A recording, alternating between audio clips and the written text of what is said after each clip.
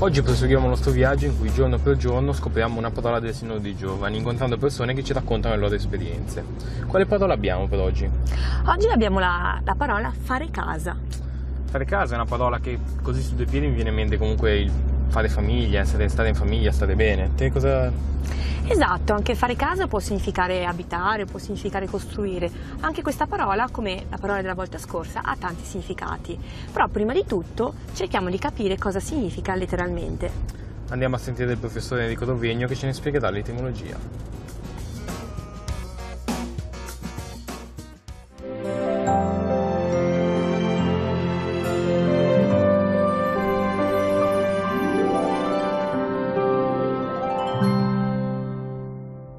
Fare casa, se andiamo a scoprire qual è l'etimo della parola casa, troviamo che sia in latino, ma già secondo una radice sanscrita, significa un luogo coperto in cui trovare rifugio. Quindi un riparo, quindi poi un edificio murato in cui trovare riparo, in cui abitare, e poi come succede alle parole dal significato originario, ci sono anche degli slittamenti di senso. Casa significa anche le persone che abitano in quel riparo, la famiglia quindi.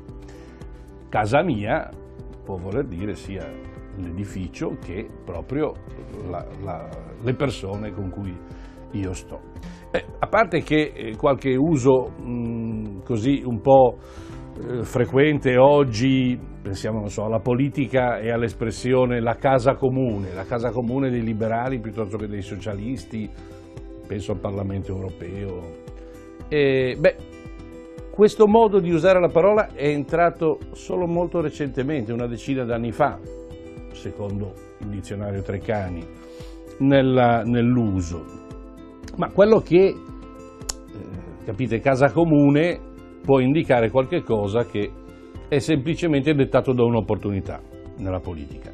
Ma invece a me sembra che dobbiamo forse cercare di riflettere un po' su che cosa significa fare casa nel senso più profondo, condividere con gli altri un riparo, in un concetto più di apertura e inclusione che esclusione, mentre sempre più spesso la casa sembra che sia un fortino, un posto dove si entra con una parola d'ordine sempre più esclusiva, per non dire che si può degradare e corrompere in un antro, in una tana. C'è un bellissimo racconto di Kafka, La tana, tutto raccontato dal punto di vista soggettivo di questo abitatore di una casa che potrebbe essere anche una talpa, ma ahimè forse spesso le persone si riducono a talpe. Quello che a me sembra importante è considerare che se avviene questa specie di sbriciolamento del significato della casa, avviene in luoghi che sono importanti come la famiglia. Se si sbriciola la famiglia, è chiaro che anche il concetto di casa, noi possiamo pensare a casa come tante case e quindi non averne nessuna, non avere una casa da riconoscere come nostra. Credo che se abbiamo dentro di noi la percezione che tutto quello che abbiamo non ce lo siamo meritati, cioè che anche la casa è un dono. Se siamo credenti possiamo pensare a un Dio che provvede, se no al caso. In ogni modo non è un nostro merito. Allora forse siamo più disponibili ad aprirla invece che a chiuderci dentro.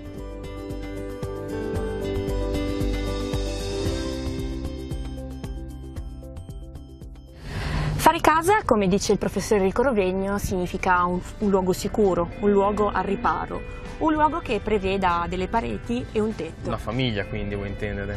Esatto, e quindi se parliamo di famiglia parliamo di persone. Beh, secondo te qual è la cosa che fa di una famiglia una famiglia? Cioè cosa non deve mancare? Per me è importante la comunicazione. Beh, sì, anche per me. Forse comunque la cosa più importante è la condivisione, lo stare bene insieme. Esatto, la condivisione, il dialogo sono due elementi fondamentali in una famiglia. Ti fermo subito. Ho in mente un esempio di persone che pur non essendo legate da legami parentali vivono come una famiglia. E adesso andiamo a vedere.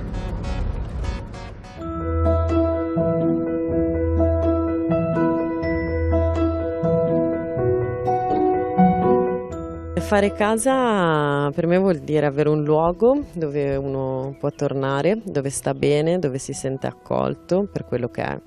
E qui ci sta sia la parte positiva che la parte negativa, perché poi vuol dire accogliere l'altro appunto per quello che è, accettandone i limiti e volendogli bene appunto per come lui è. Diciamo che noi, essendo una famiglia appunto particolare, questa parola che ha usato lei, accoglienza, è un po' quello che un po' ci contraddistingue, nel senso che secondo me uno può essere accolto nel momento in cui si sente accolto, quindi noi prima di tutto ci siamo sentiti accolti, ci siamo sentiti voluti bene, e questa cosa qua poi passa naturalmente, no? E quindi anche i nostri figli, mi stupisce sempre perché loro sono i primi a essere accoglienti, no?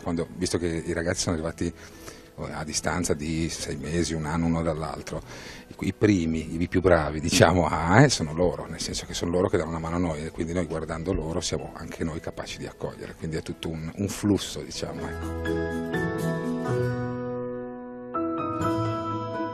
Come vi trovate con tutti questi fratelli, queste sorelle? Diciamo non ci si sente soli qua dentro. Mi fa sentire a casa quando non posso scegliere di stare in un certo senso da sola, perché mentre in classe o comunque posso distrarmi, almeno c'è qualche mio fratello che viene lì, Aurora, quindi alla fine... Con tutti questi fratelli riesci a giocare a calcio a casa? Sì, proprio con i miei fratelli, specialmente con Leo, andiamo fuori in giardino, e il fatto che siamo in tanti mi aiuta sicuramente, perché ci divertiamo di più. Famiglia molto numerosa, riesci a trovare gli spazi per leggere in tranquillità? Sì, e soprattutto riesco a trovare anche delle buone compagne di lettura, perché con mia mamma e mia sorella Monica ci passiamo i libri, ci consigliamo. Ho tanti fratelli e sorelle e quindi possiamo giocare di più, cioè nel senso possiamo giocare i giochi da tante persone.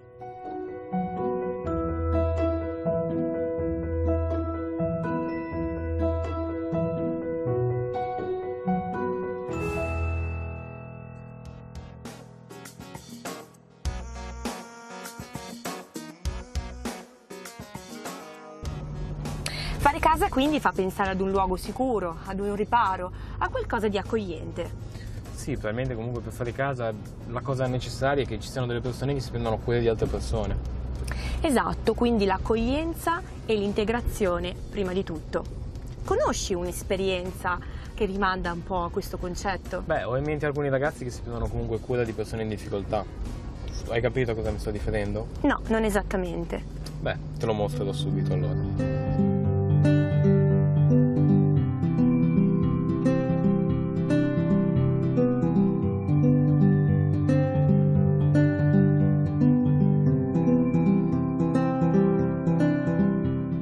Avevamo persone già inserite, diciamo, nell'area della disabilità, ma che manifestavano appunto la necessità e la voglia, diciamo, di avere degli spazi e dei momenti dedicati solo ed esclusivamente per l'autismo, e così siamo partiti. I soggetti residenziali attualmente sono 5, più abbiamo 3 ragazzi semiresidenziali che vengono alla mattina e vanno via al pomeriggio.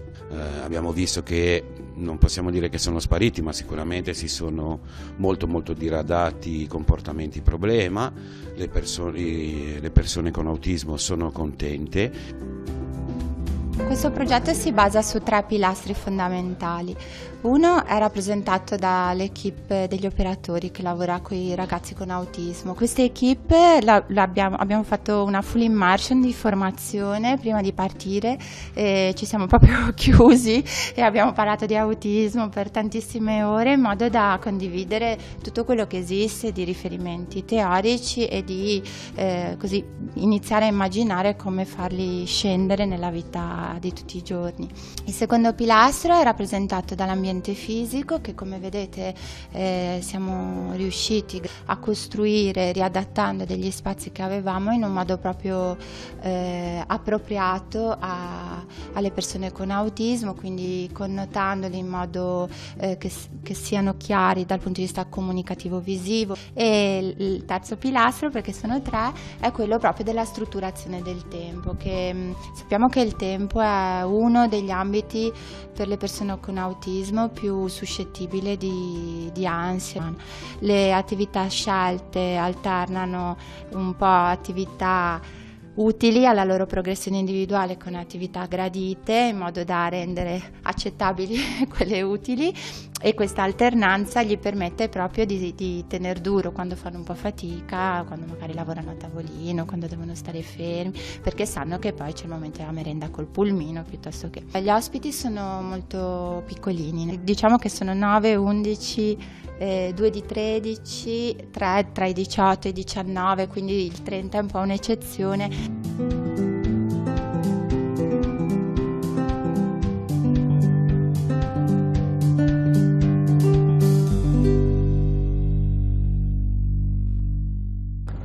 Lo sport da sempre unisce e coinvolge giovani di ogni paese e di ogni età. Sì, molto spesso comunque molti atleti per seguire i loro sogni sportivi devono stare fuori da casa e dover ricreare una sorta di nucleo familiare, comunque rifare casa al di fuori di quella che è il luogo dove sono nati e la loro famiglia d'origine. Io conosco un'esperienza simile a quella a cui fai riferimento, e grazie a Niccolò abbiamo avuto proprio la possibilità di incontrare e conoscere ragazzi, atleti della Virtus Entella, che fanno proprio questo tipo di esperienza. Oh, che bello, andiamoli a conoscere.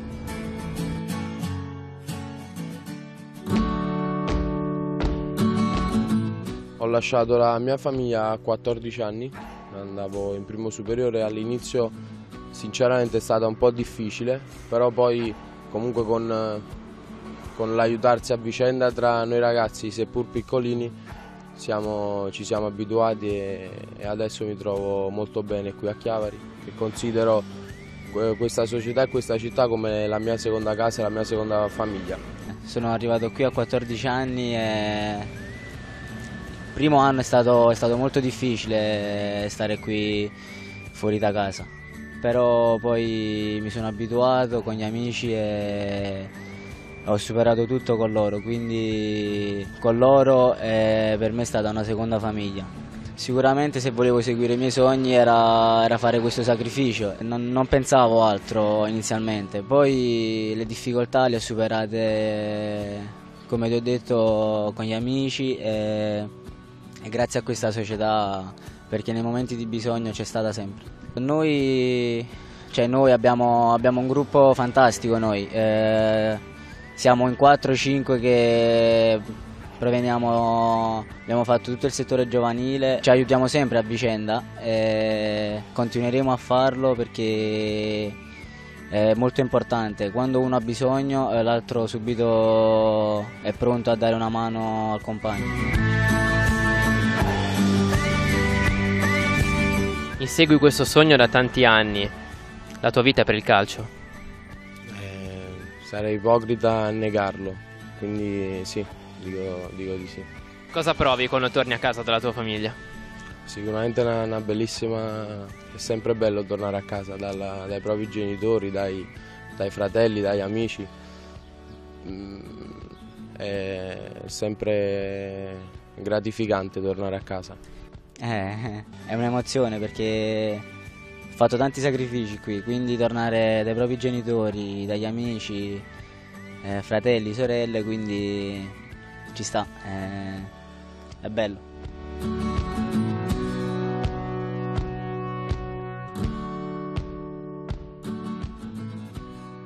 Fino adesso abbiamo visto che fare casa significa abitare, significa condividere, però soprattutto prevede un tetto e 4 muri.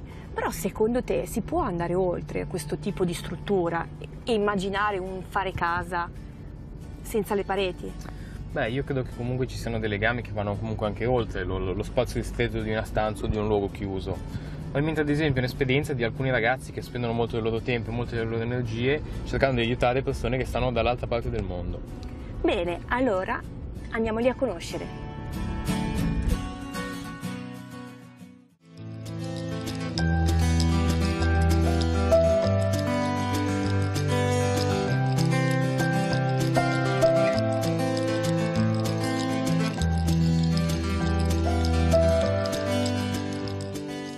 È nata così 50 anni fa da dei ragazzi che hanno deciso, tornando dalla missione, di aiutare chi era rimasto giù facendo dei lavori vari per sostenere i progetti che c'erano giù, e ancora adesso è così, è una cosa molto semplice, si cerca di fare qualcosa di pratico per aiutare gli amici in missione, che siano i viveri o che siano dei lavori il cui ricavato, le cui offerte sono per sostenere le spedizioni, e c'è sempre in mezzo il lavoro così dei ragazzi insieme in amicizia, ecco, diciamo. L'idea della raccolta viveri non era tanto per tirare dentro dei ragazzi, ma era per fare una cosa insieme ai ragazzi del Tigullio, delle superiori, delle parrocchie, degli scout, chi voleva unirsi per fare una cosa bella insieme, regalando un po' di tempo, un po' di fatica.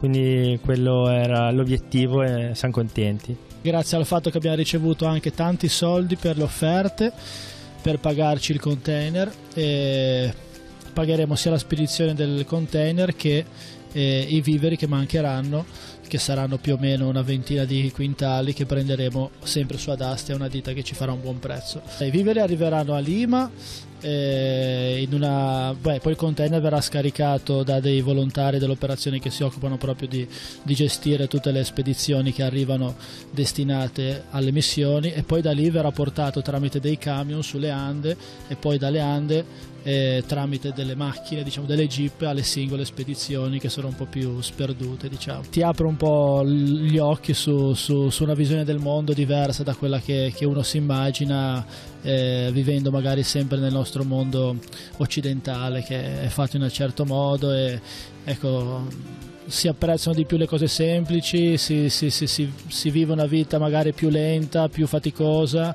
e si mettono a fuoco alcune difficoltà della vita, alcune cose che qua in Italia non si riescono più ad apprezzare, e invece là a volte possono essere, cioè sono sicuramente un valore aggiunto che ha la gente che vive là in mezzo a tante difficoltà, sì.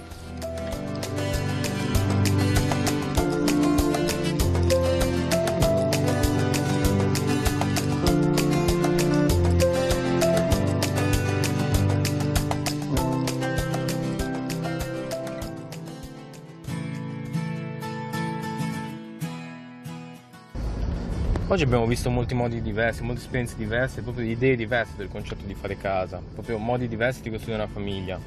E infatti adesso è arrivato il momento di ascoltare le parole di Don Luca sul Vangelo in relazione alla parola fare casa.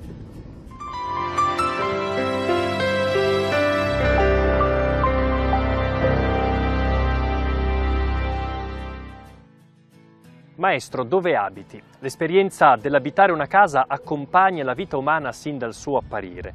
La prima abitazione di ciascuno è stata il grembo della nostra mamma. Da lì in poi ognuno abita una casa, e questo dimorare racconta la nostra identità. Perché la casa ci parla di legami stabili, familiari, nei quali sentirsi accolti, amati per quello che si è. La casa raccoglie l'esperienza dell'intimità nella quale potersi mostrare senza paura di perdersi. Per questo abitare fa subito affiorare nel cuore il calore di una casa e nella mente possono anche comparire alcuni luoghi a noi particolarmente significativi. E quanti volti riempiono la nostra vita, quanto bene attraversa alcuni legami. Qui scopriamo una dimensione molto più profonda del fare casa, intrecciata a quelle storie nelle quali sperimentiamo affetto, intesa, stima e fiducia. Anche Gesù sceglie di abitare la storia, la nostra personalissima vicenda umana, ponendosi proprio come un volto di casa, attraverso quell'abitare che ci parla di uno stare, di una presenza, di una vicinanza quotidiana e feriale. Quella domanda che il discepolo rivolge a Gesù: Maestro, dove abiti? È il desiderio di scoprire dove il suo cuore riposi, in quale luogo il suo cuore attinga ristoro e fiducia. Gesù racconterà con la sua vita che quel luogo in realtà è un tempo ed è la sua relazione con il Padre. Stando pienamente in quella relazione, Gesù diventa capace di abitare le relazioni con il mondo. E questo abitare di Dio in mezzo a noi rivela così il sogno ultimo del Signore, quello che ogni uomo, nelle diverse tappe della propria esistenza, possa sempre sentirsi a casa e fare casa con Lui.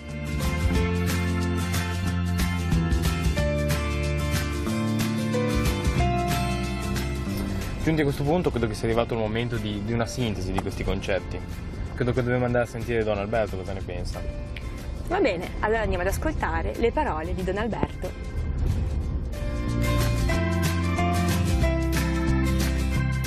Cosa significa per un giovane fare casa?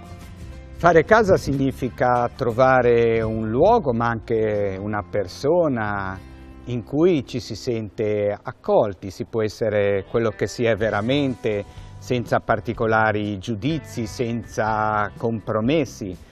La casa può essere la nostra casa di origine, ma può essere anche un luogo distante migliaia di chilometri, forse tutti noi l'abbiamo sperimentato. Lì dove abbiamo la capacità che le nostre relazioni possano prendere il volo, ecco, dare il meglio di noi e cercare anche l'intimità. Per cui la casa è davvero un'esperienza molto significativa nella nostra vita. Fare casa significa sia costruire e anche abitare. Per un giovane quale dei due significati è più attinente?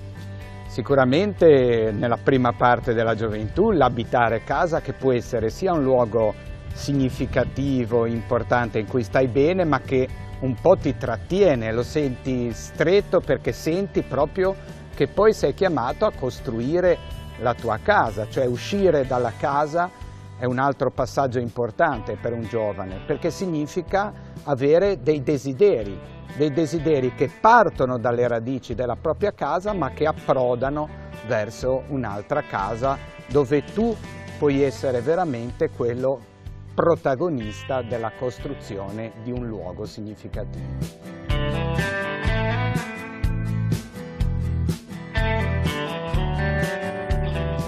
Anche oggi siamo giunti alla fine del nostro viaggio e devo dire che la cosa che mi ha colpito di più è il concetto di fare casa dei ragazzi del Mato Grosso, che loro si spendono e si impegnano per delle persone che probabilmente non vedranno mai, però comunque hanno così forte un'idea di fare casa che fanno questa cosa per gli altri. Tu faresti mai un'esperienza simile? Non lo so, sicuramente sarebbe interessante provare. E invece a me è piaciuta l'esperienza della casa famiglia Pim Pam, mi è piaciuta l'idea di questi 8 ragazzi provenienti da situazioni e contesti diversi che vivono insieme e condividono ogni giorno la casa. Beh, allora la settimana prossima sarà l'occasione per un altro viaggio.